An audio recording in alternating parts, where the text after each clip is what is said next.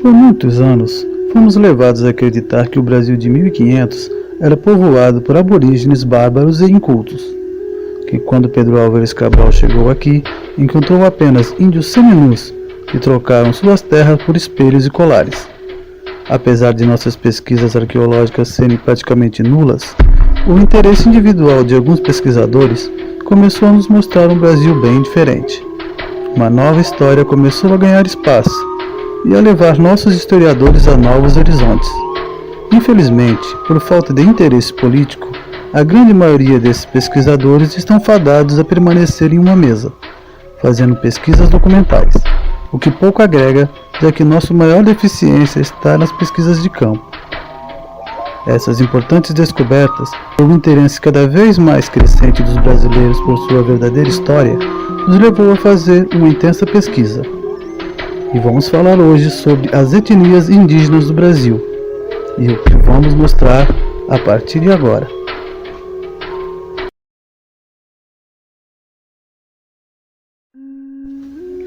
Aproximadamente 1000 anos antes da era cristã, uma dissidência entre os incas levou uma parte de sua população a migrar para o que os nativos chamavam de a Terra do Sol, ou lugar onde vive o Sol. Esta antiga lenda inca levou esse grupo até a costa do Atlântico, percorrendo 3.000 quilômetros do Peru ao litoral de Santa Catarina, Paraná e litoral sul de São Paulo. Este percurso, chamado de Caminho Piabiru, serviu como rota comercial por vários séculos, e seria a porta de entrada dos primeiros europeus na América ao Império Inca. Esta rota foi usada por Aleixo Garcia, Pero Lobo e Francisco das Chaves. Todas essas expedições foram dizimadas por índios na mata, frustrando a tentativa desses exploradores de chegar até a cidade de Potosí, na Bolívia. Na metade do século XVI, o Caminho Piabiru seria rebatizado como Caminho de São Tomé pelos padres jesuítas, que utilizavam a trilha para a catequização dos gentis.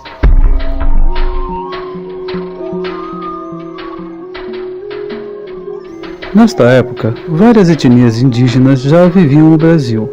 Calcula-se que de 10 a 12 milhões de habitantes, em cerca de 235 etnias e idiomas diferentes. Os mais importantes se dividiam da seguinte forma: os tupis e guaranis por todo o litoral, sendo os tupis de sudeste até o nordeste e os guaranis do sul e parte do sudeste. Os macrogês, parte do nordeste e norte, e os aruaques, no oeste e em grande parte da Amazônia.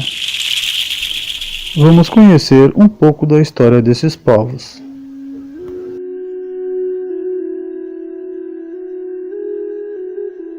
Os povos aruaques viviam em sua maioria no norte e no sul do oeste do Brasil.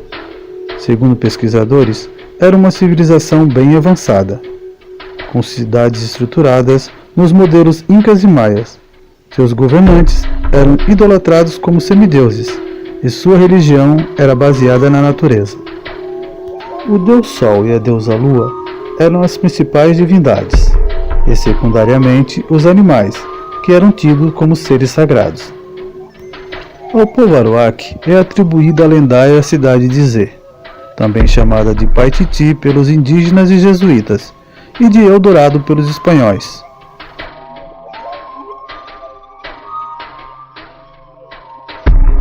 Por muitos séculos, a cidade era tida como lenda, porém em 2001, o arqueólogo italiano Mario Poglia descobre o relatório do padre Andrea Lopes.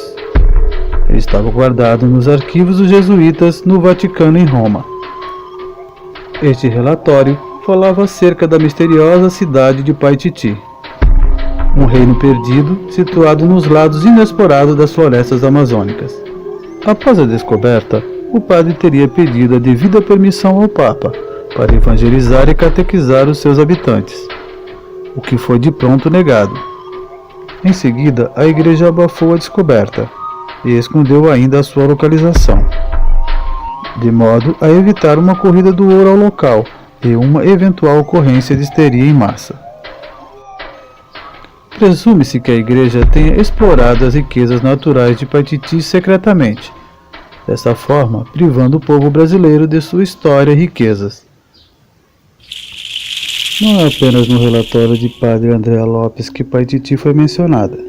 Em 1487, o navegador Duarte Pacheco Pereira, em carta ao rei Dom Manuel I de Portugal, descreve que ao entrar na foz do rio Amazonas, haviam grandes concentrações urbanas. Muitos indígenas que aparentavam grande conhecimento e organização, tendo sua principal cidade na ilha de Marajó, no rio Amazonas. Esta carta está no Museu da Família Real de Portugal e pode ser pesquisada por qualquer cientista que tenha interesse em fazê-lo. Porém, os cientistas brasileiros nunca mostraram interesse em descobrir sua própria história. Reforçando os relatos de Duarte Pacheco, o historiador Fernandes de Oviedo, em 1535, descreve que, navegando pelo rio Amazonas, descobriu templos e imponentes palácios, que seriam ornados do mais puro ouro. Descrevia também que o chefe supremo dessa civilização seria um homem conhecido como Príncipe Dourado. Sua aparência era imponente e sua cabeça ovalizada. Suas vestes eram recobertas de ouro. Entre os aruaques, era comum os descendentes de seus líderes, quando nasciam, terem o crânio pressionados por um turbante, que alongava sua cabeça, deixando-a com formato ovalizado. Essa prática teria sido extinta no século XVIII. Outro importante documento, conhecido como Manuscrito 512, é mantido na Biblioteca Nacional do Brasil. Esse documento teria sido escrito pelo bandeirante português João da Silva Guimarães. Ele descreve que em 1753 havia descoberto as ruínas de uma cidade antiga, que continha arcos, uma estátua e um templo. Ele descreveu as ruínas da cidade com muitos detalhes, mas sem informar sua localização. O coronel Percy Harrison Fawcett, pesquisador britânico, usou o documento 512 como base de suas pesquisas em 1911. Porém, ele desapareceu na floresta amazônica. Os indígenas locais afirmam que ele desapareceu enquanto navegava no rio Amazonas. Sítios arqueológicos na ilha de Marajó demonstram pelas peças em cerâmicas encontradas uma perícia e conhecimento na arte da cerâmica. Essas peças estão em museus no Brasil e na Europa. O Provaruac restou apenas seus descendentes, os índios terenas. Hoje sua população não chega a 25 mil habitantes. E estão espalhados pelo Mato Grosso do Sul, São Paulo e Paraguai.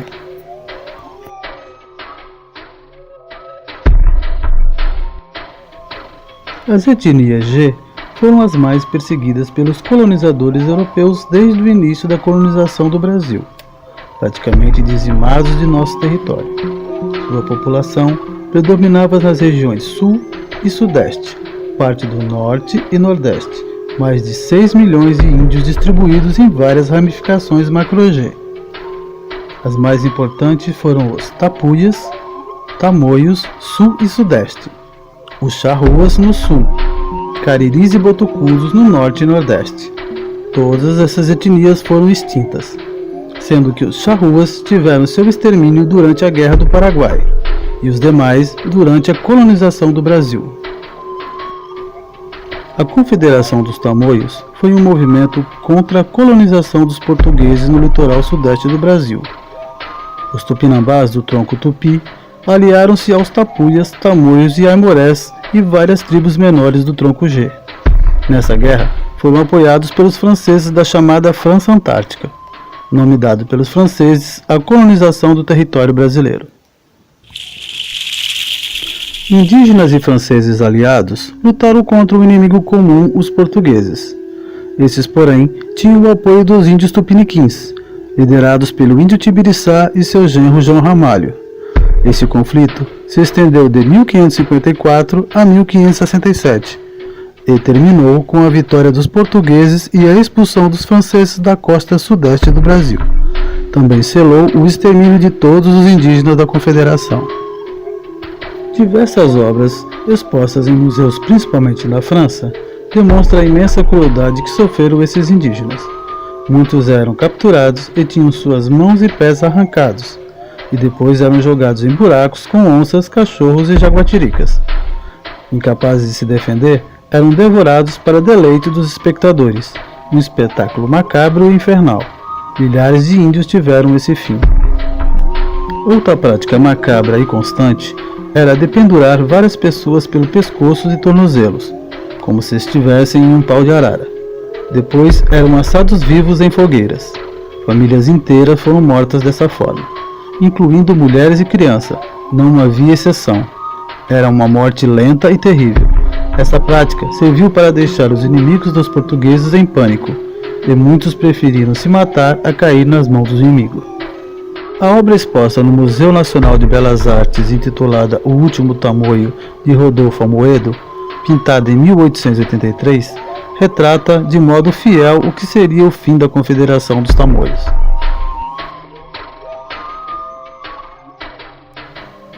A Confederação dos Cariris foi um movimento de resistência ao avanço da exploração dos portugueses nos territórios indígenas.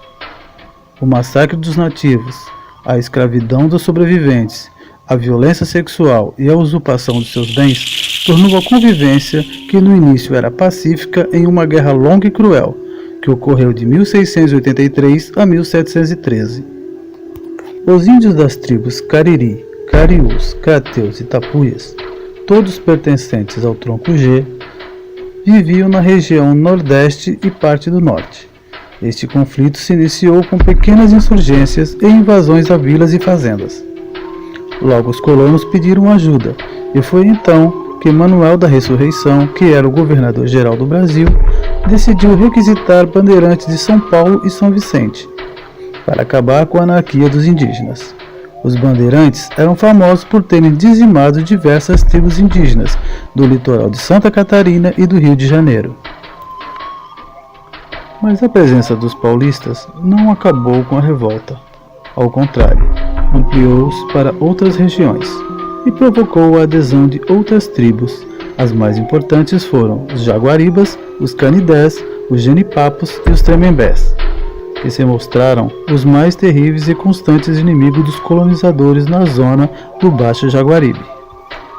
Nesta época, a vila do Aiquirás, então sede da capitania do Ceará, foi atacada, levando cerca de 200 pessoas à morte. O resto da população fugiu defendendo-se como pôde. Foram em direção à fortaleza de Nossa Senhora de Assunção, que ficava na foz do riacho Pajeú.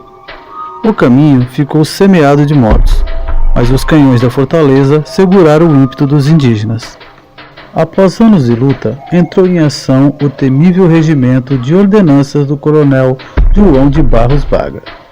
Essa cavalaria, composta de homens conhecedores do terreno e do modo de guerrear dos indígenas, promoveu uma expedição guerreira em 1713, que subiu pelo Vale do Jaguaribe até o Cariri, dizimando todos os indígenas que encontrou pelo caminho, sem distinção de sexo ou idade.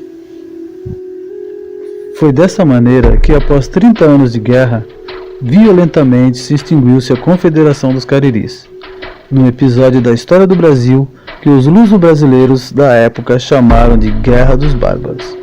Este conflito praticamente extinguiu os povos do tronco Macugê no Brasil.